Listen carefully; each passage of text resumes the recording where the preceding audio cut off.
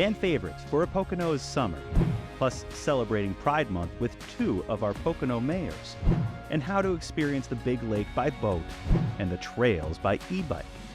Traveling back in time 1,600 feet into the mountainside, plus a day in Jim Thorpe. Then grab your sneakers and bikes as we return to the D&L Trail. Hello everyone, welcome to the June edition of Pocono Mountains Magazine. I'm Brianna Strunk. It is summertime, so we are enjoying adventures both on and under the surface, from towns to mines to lakes. And here we are in the great outdoors at the beautiful and spacious Grants Woods at the Settlers Inn in Hawley. Yeah, Brianna, perfect place to dine al fresco outside at one of these outdoor cabins, or have a cocktail by the campfire, just enjoying some of the fresh Poconos air. Also, this month, June, is Pride Month. We're celebrating gay pride all across the 4 counties of the Pocono Mountains. So on this episode, Chris and Deanna will be joining us in just a little bit. Yes, but first let's check out how the Poconos have been making the news lately. The ski slopes at Blue Mountain Resort in Palmerton have transformed into Pennsylvania's largest downhill mountain bike park with nearly 30 trails. It's part of the resort's full lineup of summer adventures, as shown by Fox 56 News, first at 10. The Poconos are about 2 hours away from Philadelphia and under 3 hours from New York, and filled with some fantastic ways to have fun over the summer. Emily Kaufman, the travel mom, highlighted the Pocono Mountains from Pocono Raceway to the Delaware and Lehigh Rivers and our indoor water parks on Tune In With Me on MeTV recently.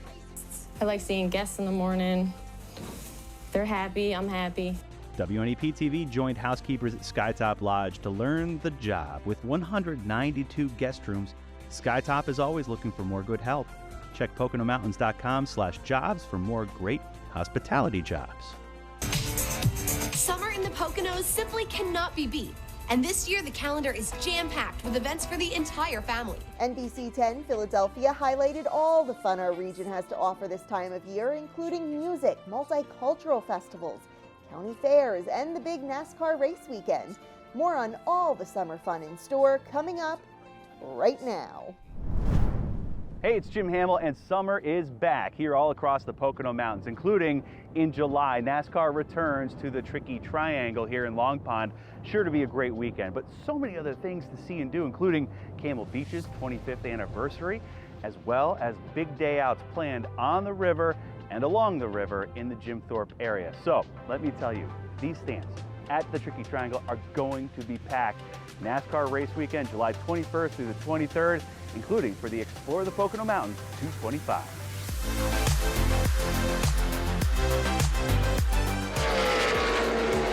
The sounds of summer are back, from the track to the big splash.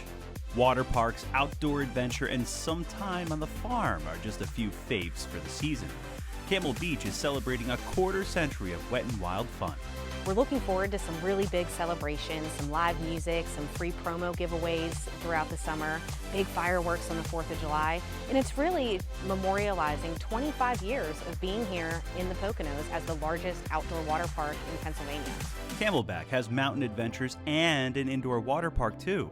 Camel Beach will have a great new way to race your friends down the mountain when it opens mid-June. Rival Racer is a brand new, for this season, 8-track water slide. You'll be able to race your buddies down to the bottom of the slide, and we'll be able to track who comes in first. Want to combine hiking, biking, and rafting? Pocono Whitewater and Pocono Biking invite you to the Big Day Out. Multiple dates this summer where you can pay one price and bike on the D&L Trail, hike to an overlook, then hit the rapids for 8 miles on the Lehigh River. At the end of it, you're gonna be tired. Plan on being tired, but we celebrate with a bonfire and a free beer on us for everyone who's completed the Big Day Out. That's why they call it the Big Day Out. And you get lunch, dinner, equipment, and trained guides to make sure you have a big experience.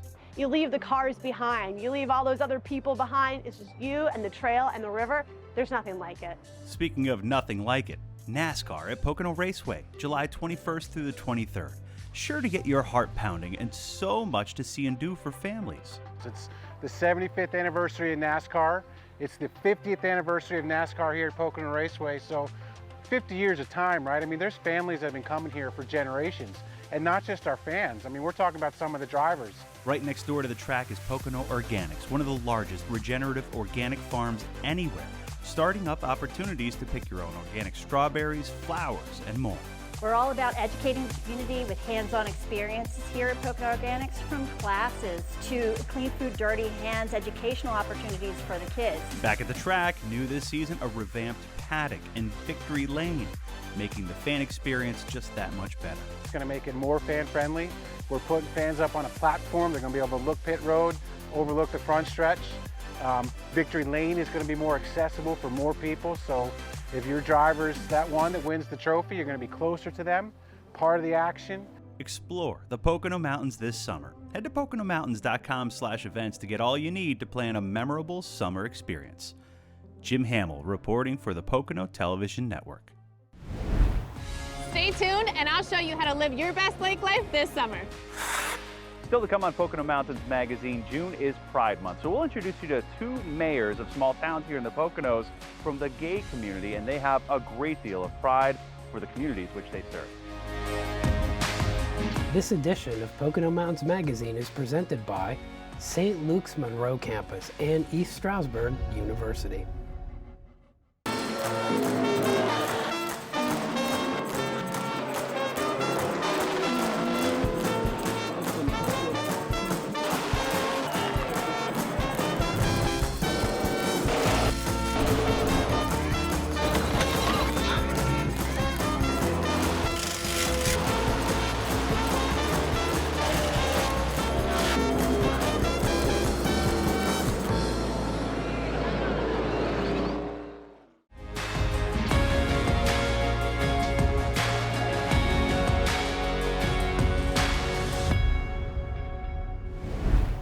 There are so many things to do in the Pocono Mountains every season. Fall, winter, spring, but some of my favorite things to do in the summer are right here on the lake. Today we're at Pocono Action Sports in Greentown, and we're gonna show you how you can have some fun on the lake this summer.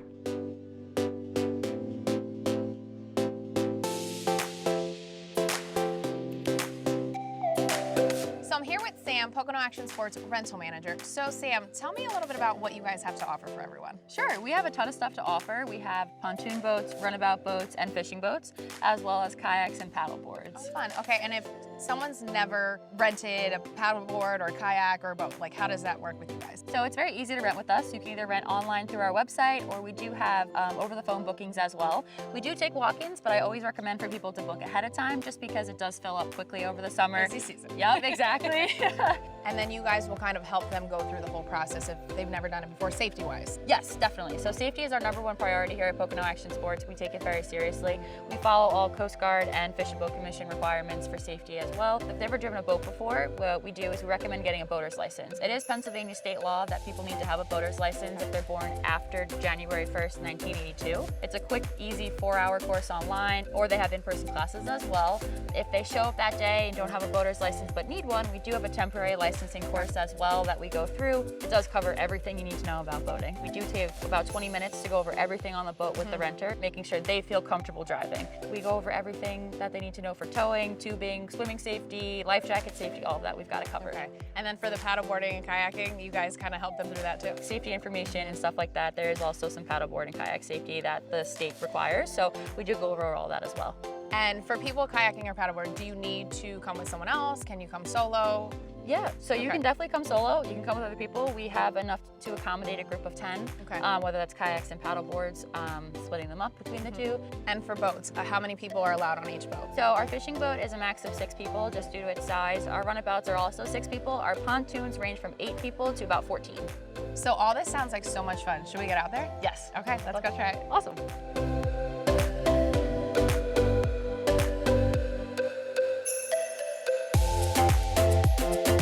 I'm here with Bailey, assistant manager. So Bailey, we're gonna try kayaking right now. What are the things we need to know if we've never kayaked before? So the things you're gonna wanna know are how to hold your paddle. Okay. You can see that they have a little bit of a bend in them, and you wanna let that help you. So you wanna make sure that those bends are facing you, not away. Okay. And when you go to get into your kayak, you wanna make sure that you're sitting in the seat and you're comfortable. And I would say the most important thing is just be confident and take your time in balancing yourself. Okay, perfect. All right, guys, let's go try it.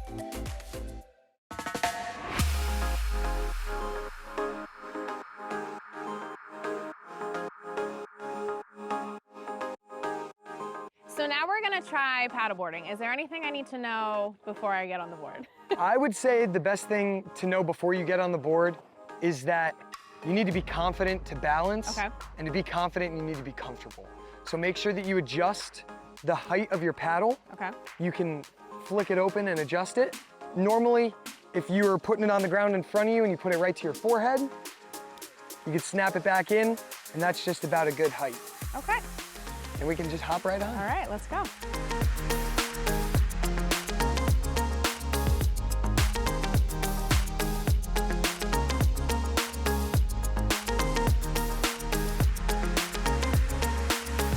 So we're on one of the pontoon boats right now. How many people fit on this boat? About 10 people fit on this boat. So I know you guys rent and you also sell boats? Yes, we do. So the boat that we're on is a Bennington pontoon. So it is one of our biggest manufacturers of pontoons across the United States, actually. We carry Hurricane, runabout boats, fishing boats, as well as Monterey. So we have 3 different brands that we carry. So we have a fully stocked showroom. We do used boat sales, new boats. We are a full service marina. Besides the rentals and the sales, we do also have a full service department as well. We have tubes, knee boards, paddle boards this year. We've got everything you could think of, life jackets. We also do have a full service gas dock. So we're here from about 8:30 in the morning till about 6 o'clock at night every day of the week. Nice. Yeah. So I get to try the tube later. I'm excited for that.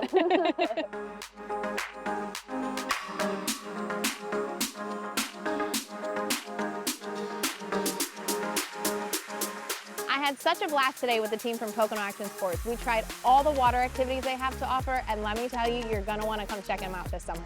So for more information, go to PoconoActionSports.com and check them out on all social media platforms. I'm Deanna Fontanez for the Pocono Television Network. Howdy, howdy. Hey, Michael. Hey, Amanda, how are you? Good, how's it going? It's going well, thank you for asking. Good. Mayor Mike Marino is right at home in downtown Stroudsburg, saying hi to folks he knows and always wearing a big smile. One indicator of the immense pride he has in this town in the Pocono Mountains. Being a part of the LGBTQ community, having pride here in the center of our town, and having young kids see that they don't have to go to New York or Philadelphia to experience a Pride Festival. They can come here. It's empowering for them, and now they can see someone who is like them as mayor. Prior to his appointment to mayor in 2022, Marino was instrumental in starting Pocono Pride Fest 4 years ago. Since then, it's grown. How it's blossomed to 3,000 or 5,000 people coming to the center of a town, with over 120 flags being raised in the borough of Stroudsburg. At 30 years old, Mayor Marino is still on his professional and personal journeys. Given the way this community welcomes him and others in the LGBTQ community, pride is only a natural feeling. Feels really good to hold my boyfriend's hand and just walk down the streets. It's just a wonderful feeling. We wanted to highlight 2 of the small towns that have gay representation as mayors. We have Michael Marino in Stroudsburg, and right here in Milford, Mayor Sean Strub. I'm sure we're the smallest municipality in Pennsylvania. We may be one of the smallest in the country to have its own LGBT center, the Triversity Center. Mayor Sean Strub credits many before him for fostering inclusion and representation in local government. Compared to Mayor Marino's 7 months, Mayor Strub has held office for 7 years. What I am proud of is what the gay community represents, the values that it promotes, respect, tolerance, inclusion. That gives me a lot of pride. Mayor Strub champions Milford as a culturally vibrant town in the Poconos, and it is. Film and music fests, opera and authors. And Strub very much believes this has shifted the way young people see themselves fitting in here. Now they see elected officials, business owners, faith leaders. They live in a community where they have role models. They never knew a time when they didn't have role models. Over the years, Strub devoted his life to activism, causes related to the AIDS epidemic and others. And now hones in on his community, a source of pride to know it's, like Mayor Marino's, where he belongs. I like small town living. I like knowing my neighbors. I like knowing that if we had a need or an emergency, there'd be people there for us. We have such a diverse community, and you can see it within the arts here in our town. You can't go a single block without running into an art gallery. And when you go there, you can see all types of different expressions from all different communities. And I think that really is what breathes life into being prideful of where we live. Jim Hamill for the Pocono Television Network. A new way to adventure on two wheels in Carbon County, coming up on Pocono Mountains Magazine. On this edition of Pocono Mountains Magazine, we're gonna do something At one of my favorite places. That's right, so you'll find out what that is right after this.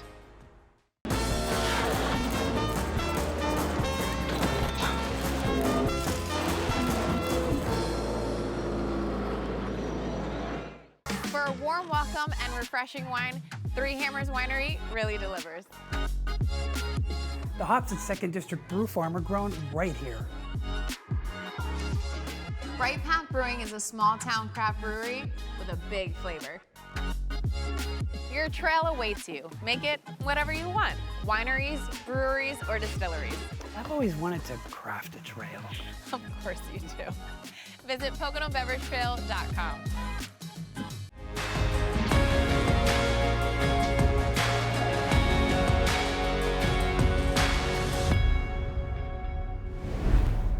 Where are we going today, Chris? Well, I want to take you to your favorite place. Jim Thorpe? That's right, but I also want to take all of you along with us for a great day in Jim Thorpe. Wow, this is beautiful. We're at the Inn at Jim Thorpe on Broadway, and this gives the best view of this classic slice of Americana. It's just so gorgeous, you just want to stand here all day and drink it in, right? I know, me too. So, Chris, you're the historian, so let's give everyone a quick history of Jim Thorpe. Well, Jim Thorpe was originally titled Mauch Chunk, but in 1954, the town decided to honor Jim Thorpe, who is considered the greatest athlete of the 20th century. They named the town after him. So over the past 20 years, this town has been enjoying a renaissance. There's so much to do here. So Chris, I have an idea. Well, what? Why don't we divide and conquer and we'll meet up at the end of the day? Great idea. All right, see you later. Okay. I love shopping for things that I can't get in a mall. And Jim Thorpe has just that.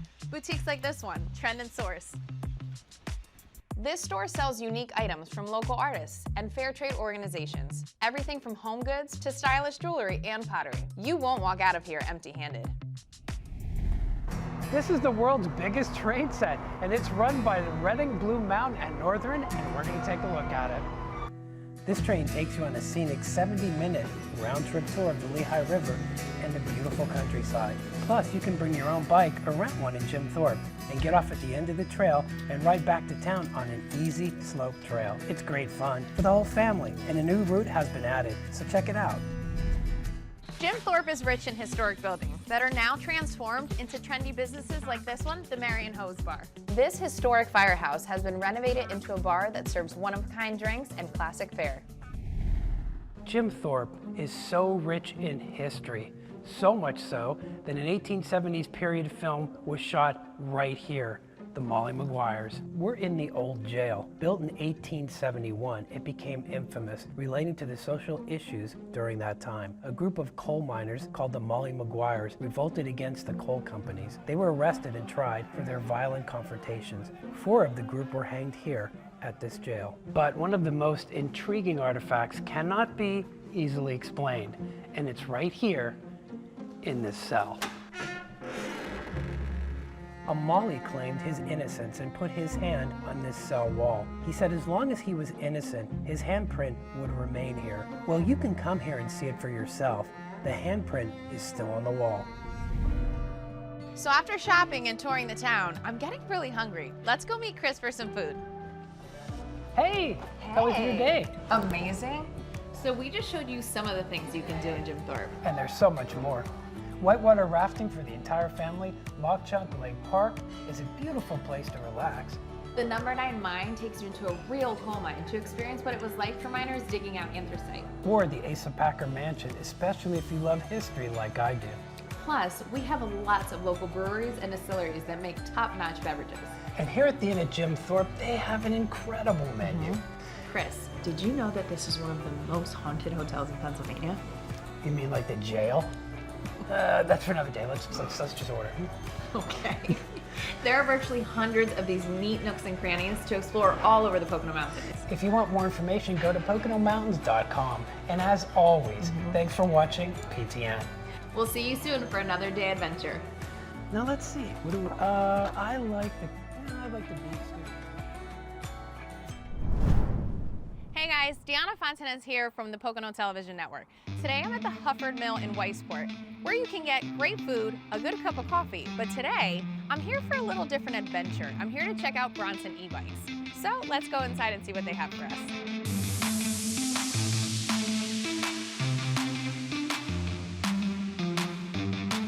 This is Gary, owner of Bronson e-bikes. Gary, thanks for having us. Yes. Tell me a little bit about the business, how it started, where you got the idea for electric bike. I found an electric bike on Marketplace, and I got it. It was just like a chopper-looking bike, and I thought it was really cool. I was gonna say, it sounds cool. I went and got it, and I tried it, and I knew nothing about it. And I was like, wow, this is fun. I started like that, and I have a truck wash down in Allentown. I started seeing that you could get foldable bikes, and we're like, wouldn't it be great if truck drivers could take these bikes, fold them up, and put them in there and not have to worry about eating at the same place all weekend long because they're stuck there, and explore a little bit with a bicycle. Pretty soon I came up to my hometown, the D&L Trails up here. It was perfect to get to Jim Thorpe, and we tried it and we liked it, and we're like, this is it. And then we come up with the idea, maybe renting them out, and let's see how that works, where now you don't have to drive into Jim Thorpe. You can actually park here, get on a bike, go into Jim Thorpe. Now they can actually go up there, they can explore the town, they can actually go up to the state park above Jim Thorpe, all kinds of scenery, just enjoy the day on a bike. Yeah, I'm new to electric bikes, so I'm very excited to learn about them and to try them out today. Yeah. So Bronson's is a family-run business, and this is Travis, Gary's nephew. He's a little jack of all trades, so he's gonna show me today about rentals. So we have bikes to rent for all different sizes and experience levels. All the bikes that we do rent are more entry-level bikes, obviously because we're using them for the D&L Trail, that they are set up for, you know, to maintain the speeds that are allowed on the trails and stuff like that, and people just get experience. So does it matter if I have experience, I don't, height, weight, size, like does that all matter? I mean, you need to know how to ride a bicycle, right? Because it is, essentially they are bicycles, they just have the assistance of an electric motor. Okay. So there is a little bit of a learning curve, but for most people, it's generally pretty quick, and people really enjoy it. And I don't think I've ever had somebody be like, that's not for me. I've had other people with pedal bikes say, I'll never ride an e-bike until they ride one. And I'm like, wow, it's really cool. So you're going to ruin my pedaling bike for me, is what you're saying. Probably. This is an example right here of our rental bikes. So you're going to see a lot of them, we have step-throughs, make it a lot easier to get on and off of them. Try to have it covered for everybody to fit. You do have to be 16 years old to rent an e-bike in Pennsylvania. So, you know, most 16-year-olds are pretty close to done growing, so we'll try to get you on a bike that fits the best. So there's something for everyone. There's something for everyone. So I think I'm ready to try it. Awesome.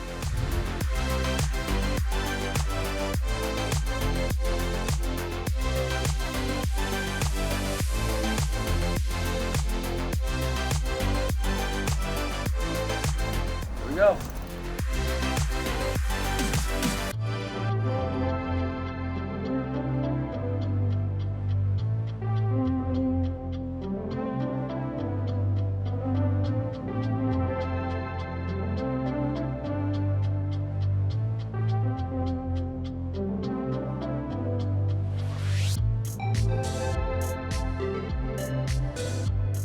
When the weather's nice, one thing I love to do is to get on a bike and get out on the trails.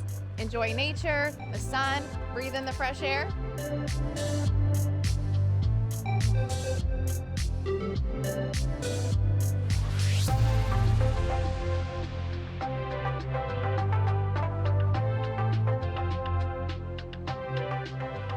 Wow, Gary, that was so fun. I never thought an electric bike could be so easy. I mean, it's definitely a learning curve. But it's a lot of fun. Yeah, you did wonderful. Thanks for taking me out, showing me the trails. It was a beautiful ride. Beautiful If day. people want to check you guys out, how to rent, what you guys are all about, where can they check you guys out? BronsonEbikes.com, and then and we're here at the Hufford Mill. You'll find us on Facebook. You'll find us on our website, and of course here in Weissport, Pennsylvania, a couple miles south of Jim Thorpe. All right, well, thank you again. And I'm Deanna Fontanez from the Pocono Television Network. We've headed about 1,600 feet into the mountainside. Find out why we're here. Coming up on Pocono Mountains Magazine. Heading back out on the D&L Trail with George and Connie Roberts. That adventure is still ahead on Pocono Mountains Magazine.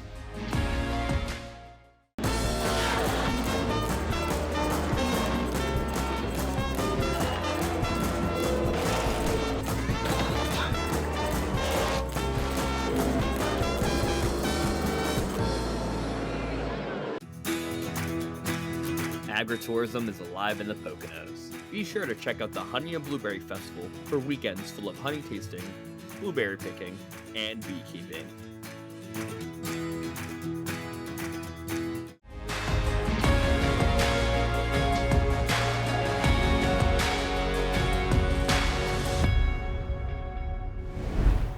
Today we are traveling 1,600 feet into the mountainside, back in time to when coal was king. Let's go meet up with our tour guide, Darrell, a fourth-generation coal miner himself, and go check it out.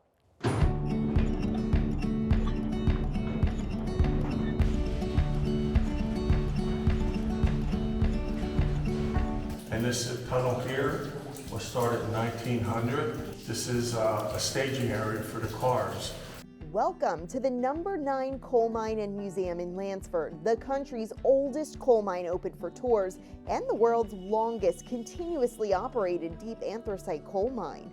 On the hour-long tour, you'll see history preserved and authentically presented unlike any other.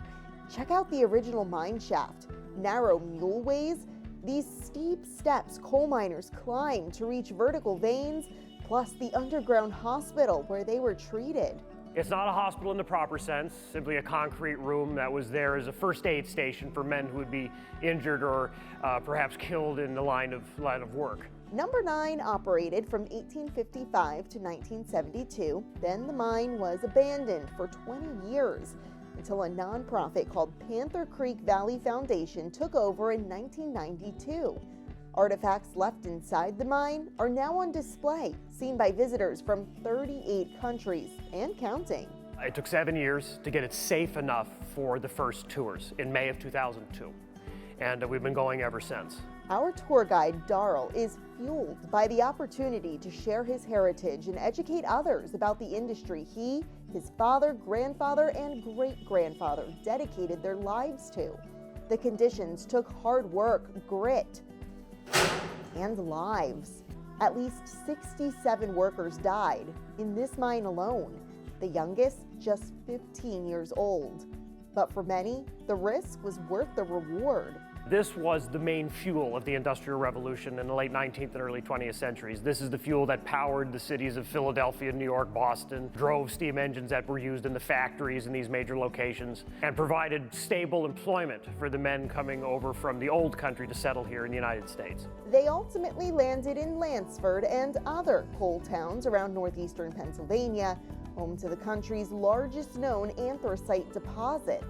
And that's kind of the cycle they were stuck in, was you worked for the company, you lived in a company-owned home, and you bought things from the company in the company store system.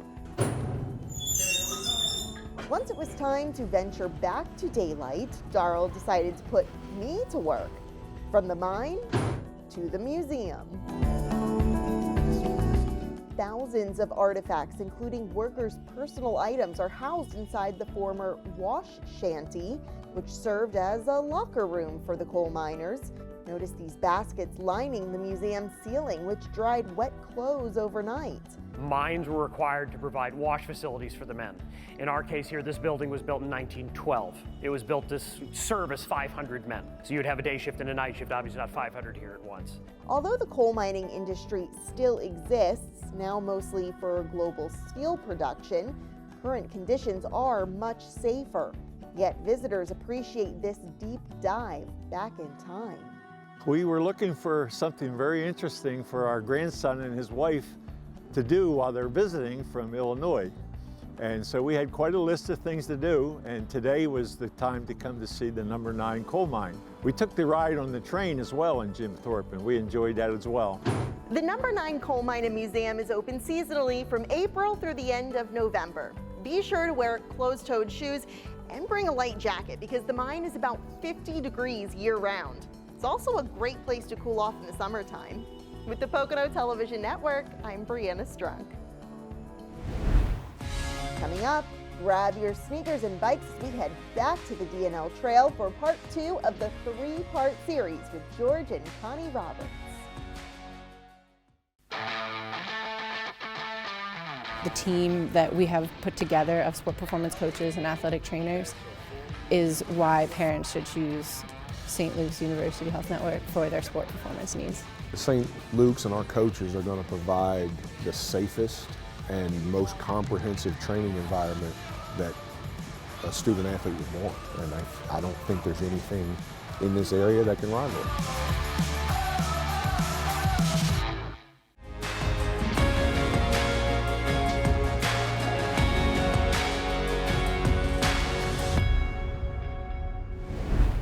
One of the crown jewels of the Pocono Mountains are our phenomenal trails. And the second portion of a series that we've done on the D&L is coming right at you now with George and Connie Roberts.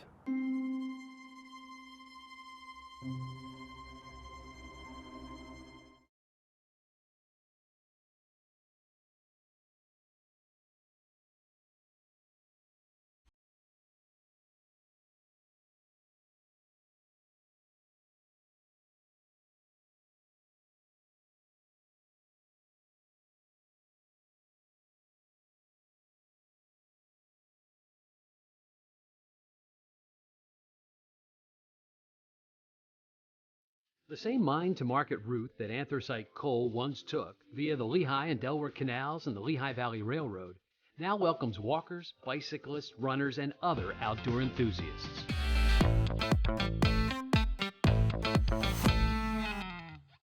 The D&L Trail travels through 5 counties in eastern Pennsylvania for a total of 165 miles from Wilkes-Barre to Bristol. It's a network of canals, towpaths, railroad tracks, and right-of-ways. All sections of trail that are possible are built along canal towpath or on historic railbed. Sometimes it's rail with trail, like through Jim Thorpe, where you're riding along beside an active railway. All of it is following that transportation route, and that's really what dictates where we build it. The D&L Trail follows the same path used to ship coal from mines in northeast Pennsylvania to the shipping yards in Philadelphia. This is a rail trail that came out of the industrial age, and now we're riding recreationally on a trail that was a workhorse of the Northeast, 150, 200 years ago. You can walk, run, or bike the trail. The surface is made up of mostly crushed stone and packed dirt with a few paved sections. Like many of these rail trails, they were built specifically or rebuilt specifically to be bicycle trails. It is narrower in the canal sections and wider in the rail trail areas. The D&L Trail is 365 days a year. We do say that there's a busier trail season from April through October or so, but I highly encourage people to use it year-round, like I said, with winter activities, snowshoeing, cross-country skiing. Most of the landowners do have a rule, though, that it is open dawn to dusk.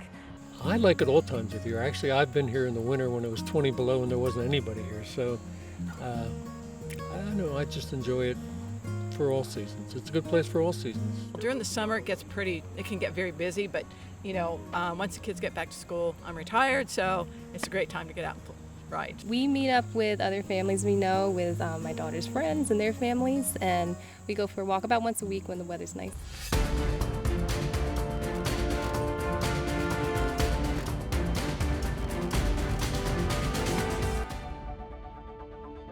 I have bicycled in 28 countries around the world. This is a world-class trail in our backyard.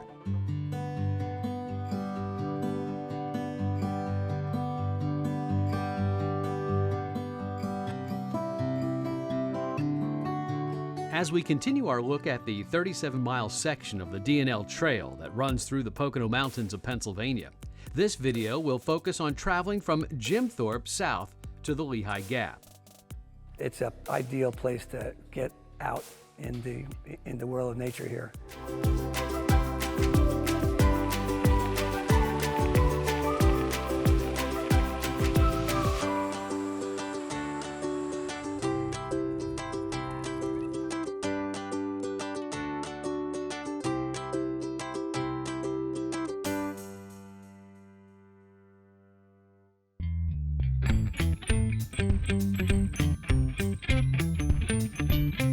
Jim Thorpe is a great trail town with plenty to see, things to do, and places to stay. Many people use Jim Thorpe as a starting point to travel north to Whitehaven or south towards Slatington and the Lehigh Valley. Leaving Jim Thorpe south, you'll cross the new Mansion House Bridge that spans the Lehigh River. For the next 6 miles, you'll be following the Lehigh River, where you might catch kayakers and even fishermen. There are many beautiful sights to see along this stretch of the D&L Trail. Below Jim Thorpe to the canal, the towpath, that's a little bumpier. That was the mule-drawn, canal boat towpath. In some areas, you'll have canals on your left and the river on your right. Be courteous, as the trail can get narrow here in spots. There are also a couple of water hazards you can travel through, or use the elevated bridge to get around it. Here we are at mile marker 102. This happens to be the Weisport Lehigh Canal Park in Carbon County. This trailhead is in the town of Weisport. Here you'll find shops offering food, ice cream, and activities. Weisport is very unique in what it provides to trail users. There's a really great shop called Chantilly Goods where you can stop and pick up some old-time ice cream and a milkshake. I know a lot of trail riders in this area love Chantilly Goods. Mario's Pizza is real close to the trail itself, so a great place to pick up any pizza or Italian meal, as well as the Hufford Mill. So if you're looking to stop in Weisport, there's great options for food. A lot of those places have entertainment as well, so you can kind of take a moment off of the bike or off of the trail itself and just kind of relax a little. There's also a park in the center of town. If you're riding your bike, understand the roads are busy with plenty of traffic.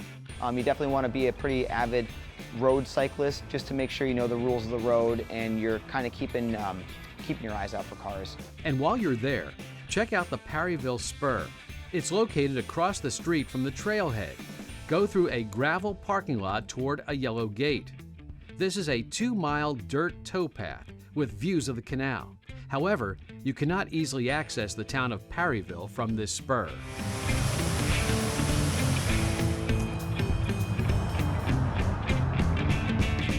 To continue south on the D&L Trail, you'll need to cross the river into the town of Lehighton. Here's how to do it. Leaving the Weisport trailhead, you will turn right onto Bridge Street. This is a short section of road shared with vehicles that crosses the Lehigh River. In order to get to the next portion of the trail, make your first right onto a short downhill paved path. Be careful, as this is a steep grade down to Lehigh Drive. Making a left here is a spur to downtown Lehighton about 1 mile long.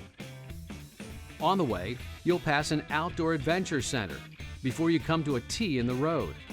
The Lehighton trailhead is in front of you with portable bathrooms. To get into Lehighton, make a left onto North Main Lane. You will cross Route 209 here and continue straight uphill for a block until you come into Lehighton. Here you will find many restaurants and shops in the downtown area, which is an easy walk off the Lehighton spur of the D&L Trail. There's also a beautiful park right there where you can relax. Right up on First Street, there are plenty of options, including Bonnie and Clyde's. So a lot of great food options right here, right off the trail in Lehighton. To return to the D&L Trail from Lehighton, you'll need to travel south on Lehigh Drive past the paved path you used from Bridge Street. Lehigh Drive will eventually end, and you'll be back on a gravel path. This will continue your journey along the Lehigh River. On the way, you'll pass under the twin bridges of the Pennsylvania Turnpike. 4 miles south of Lehighton, you come to Bowmanstown. We're in the Marvin Gardens Trailhead. This is a spot where you can access the Lehigh River. Here, the D&L Trail crosses Route 895 in order to continue, but you can make a left onto Route 895 and cross the bridge into the Bowmanstown area for a quick bite to eat. Continuing south from the Marvin Gardens Trailhead, you'll cross Route 895 onto Riverview Drive. You'll share this road for 0.8 of a mile to the East Penn Boat Launch Trailhead at mile marker 97. Just a mile south of Bowmanstown, we reach Riverview Park. There's a campground here that makes it a great overnight stay. The Riverview Park campground has river access. As mentioned before, camping is not allowed along the D&L Trail, except at a couple of designated areas, this being one of them. The facilities are maintained by East Penn Township, and campsites must be reserved through the municipality. There's also a solar device charging station in the far end of the parking lot. If you'd like to know more about the anthracite region of the D&L Trail, pick up a trail map and guide, or use the interactive trail map on the D&L website or app.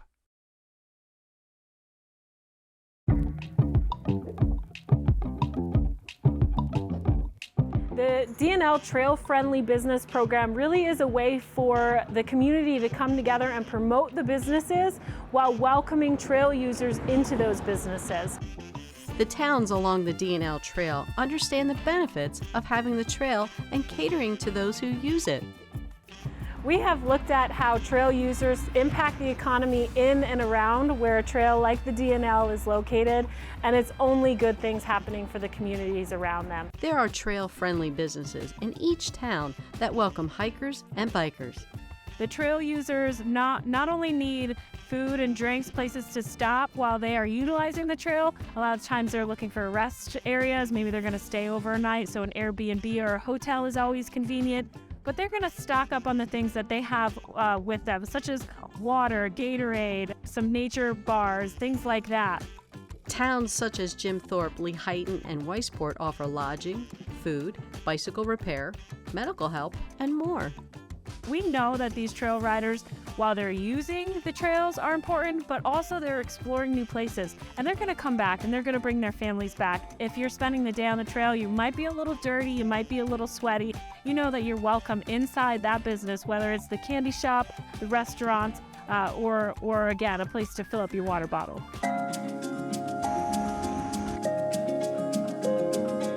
Remember, not all trailheads are in areas with easy access to amenities. Some of them are places like a park that has multiple things you can do there. Some of them are simply a few parking spots, access onto the trail, and you're traveling from there. They range in having bathrooms and restrooms at some, water fountains at some, other things that you can do.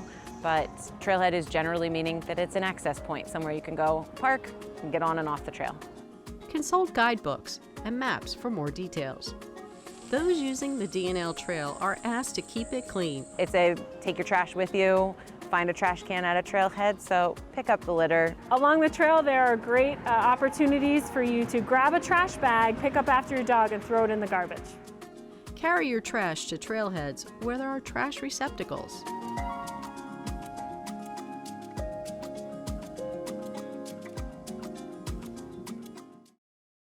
We would encourage anyone that's interested in supporting the D&L to become a member. Membership benefits provide access to the Josiah White II canal boat rides, the National Canal Museum, and access to the archives. So if people are interested in special events along the trail and at the museum, membership is a great way to support the organization and help this heritage area continue to expand our reach. Hi everyone, it's Jim Hamill, and this D&L Trail is something special, isn't it? We're going to have more on the D&L Trail coming up on Pocono Mountains Magazine after this. East Stroudsburg University. Dozens of degree opportunities, taught by exceptional faculty. Exciting campus life and the beauty of the Poconos. ESU, where everything you want is closer than you think.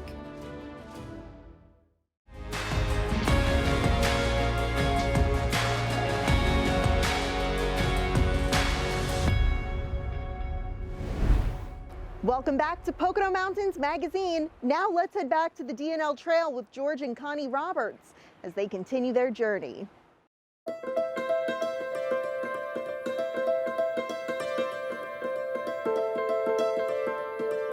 The D&L Trail offers much beauty and breathtaking views, but it's also the home to many animals, birds, insects, and plants. The D&L Trail is in a great location to see wildlife. We're right along the Lehigh River for the most part on the D&L Trail. Sections of the Lehigh Canal still exist along the trail.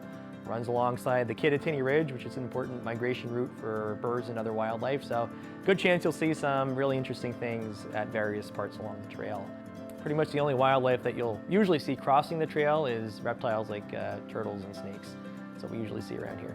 Time of day and time of year will determine what wildlife you may see on the trail. Earlier and later in the day are the better times to see things. When it's really hot out, especially in the summertime, wildlife is generally less active.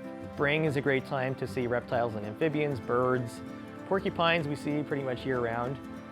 Scary looking animal, but very, very calm. They don't project their quills through the air or anything like that. A lot of people think that they can shoot their quills like arrows, but they can't. So as long as you don't touch the porcupine, you're safe. While the trail is safe, it's not uncommon to encounter wildlife.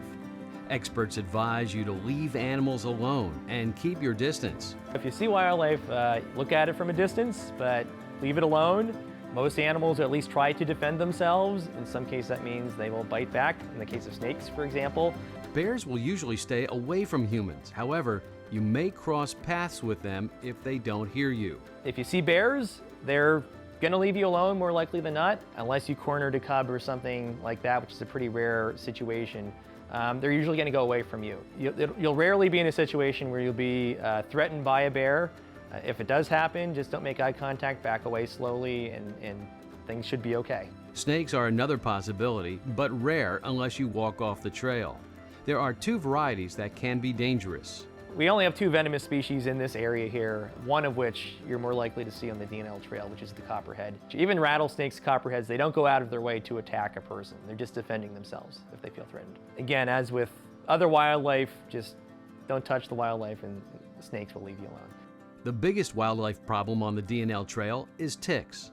It's always a good idea to use an insect repellent with DEET and to wear proper clothing. As long as you don't wander off the D&L trail, you shouldn't have to worry about ticks, but sometimes you might step off the trail into some higher grass. So ticks are actually probably the most dangerous type of wildlife that we have around here, to be honest. Yeah. Plants can also be a problem if you're allergic to them. It's a good idea not to venture off the trail because poison ivy and poison sumac can be found in most areas of the trail. Leaves of 3, let it be, because poison ivy has leaflets, 3 leaflets in a bunch. So leave that alone, and hairy vine, scary vine is the other phrase for poison ivy because it has a hairy vine that it uses to climb trees and other structures. The D&L trail goes through several different climates, which will give you a variety of wildlife and vegetation. There's some areas where you'll see open grassland. You might see some wildlife that's unique to that kind of habitat in those places. For the most part, it's forested. You have riparian forests alongside the Lehigh River where you'll see certain species that tend to grow near water. So you'll see river birches and things there. Around here, upslope, as you get onto the mountain, you'll see some of our native hardwoods that grow in the Kittatinny Ridge and the Appalachians. You'll definitely see different species as you go along, especially if you're biking a long distance on the D&L trail. Look out for those changes. It's really interesting because different types of trees will bring different wildlife too.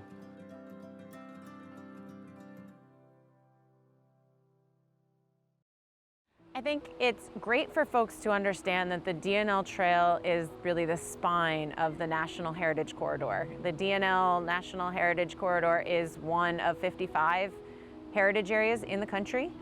We are designated by Congress, so we have federal legislation that denotes that we are a nationally significant area, and I think it's important for residents to realize that significant history that we have and be proud of it. The region is amazing. And we are really glad that we can work with so many partners to connect the industrial heritage, the economic development, the health and wellness, and the outdoor recreation and nature and the environment.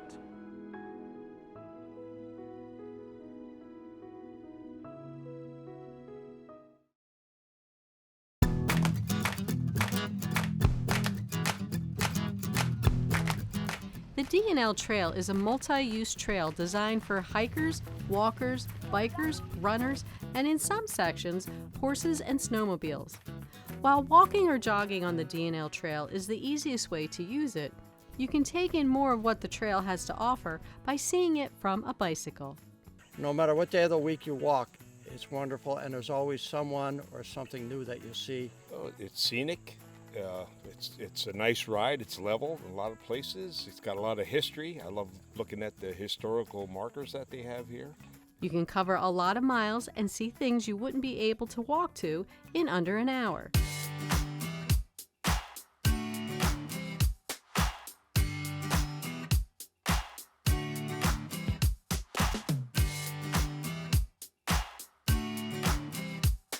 So what type of bicycle should you use on the D&L Trail? Most popular bike here on the D&L is a hybrid bike. And it's kind of a cross between, it wouldn't be quite a mountain bike, but it wouldn't be totally a cruiser bike. It's just efficient, comfortable, and nice to be on all day. Besides the bicycle itself, you want to take along some other items like food and drink, a cell phone, a small bicycle repair kit, and of course, wear a helmet. Anything could happen on the trail. We don't see too many injuries, but you never know what could happen, and having a helmet prevents anything serious. In addition, today's modern helmets have visors on them, and it also offers sun protection. There is trail etiquette when biking, such as riding on the right and passing on the left. When you're on the trail, you definitely want to stay as single file as you can. Of course, when you're in a big straightaway and you want to be next to your friends, there's nothing wrong with that, as long as you're keeping good visibility and making sure no one's coming towards you. So that's a big deal. Just like driving a car, you're staying on the right-hand side, and if you pull over to look at a waterfall, an animal, just pull your bike off to the side of the trail and make sure it's not in the middle of the trail.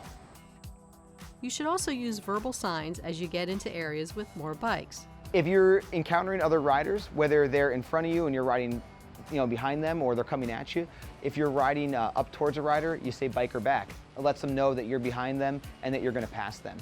You could always give them the hey, passing on your left, which is pretty traditional. Or if you have a rider coming up towards you and maybe the person behind you might not see them, you just yell, biker up. It lets the people behind you know that there's someone coming up on them. A common question is, how long does it take to get somewhere on a bicycle? How long does it take is a common question, and it's almost when people are coming there biking, they know how long it takes to drive from this place to that place. So a bike, you slow it down, and then you might see so many things along the way, because every mile of the trail is beautiful. Most people bike at about 8 miles per hour. Of course, you'll be slower if you stop a lot to view the scenery or take a break. There are certainly people that are ultra fit out there with really fancy, nice bikes. They might be going 20 miles an hour. And now with the introduction of e-bikes, they're governed at 20 miles an hour, so that's about as fast as they'll travel. So you will see people riding up to that speed, but that's pretty uncommon. And the folks that are riding at that speed are seasoned vets. They know to look out for folks, and they're out there, they're being as safe as possible. When riding a bike, you need to be aware of people walking, jogging, and other cyclists, especially around trailheads. That's a good point. When you get close to trailheads, the traffic on the trail does pick up. But the good thing is it kind of naturally causes the riders to slow down a little bit as you see more people, and that's where you commonly see kids and stuff. And most people, they see the kids, they see people, they just slow down a little bit and know that a trailhead's near. Biking on the trail is safe as most surfaces are packed dirt, stone, or paved. The D&L is a super, super safe trail.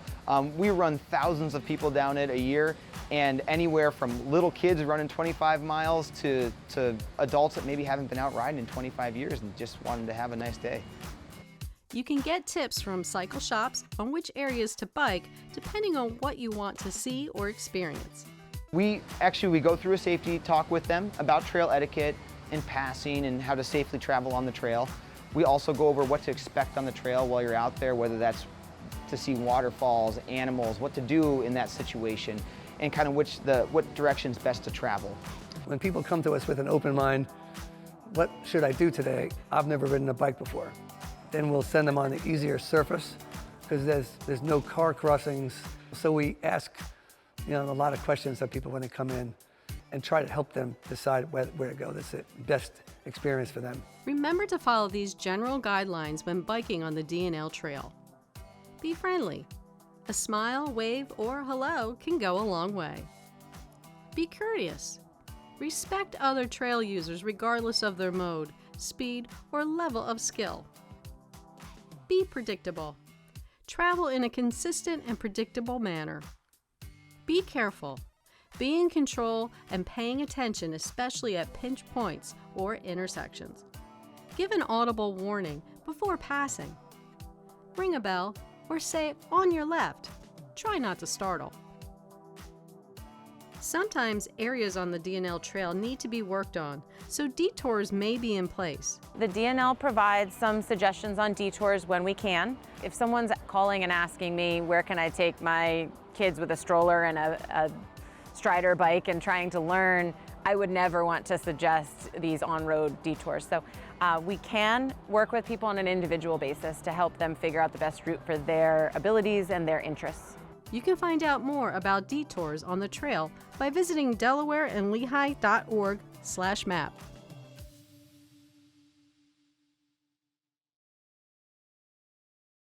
Hope you enjoyed this segment of the D&L Trail. On our next segment, we'll explore the Slatington and Walnutport regions as we head south into the Lehigh Valley. And that's just a look at all the summer fun ahead, from the D&L Trail to Lake Wallenpaupack and the big NASCAR race weekend coming up. Make sure to get your tickets on PoconoRaceway.com. And don't forget about the July episode of Pocono Mountains Magazine, where we'll be kicking off the fair and festival season. But before we leave the June episode, how about some great shots from the great Pocono Raceway Air Show? Thanks for watching.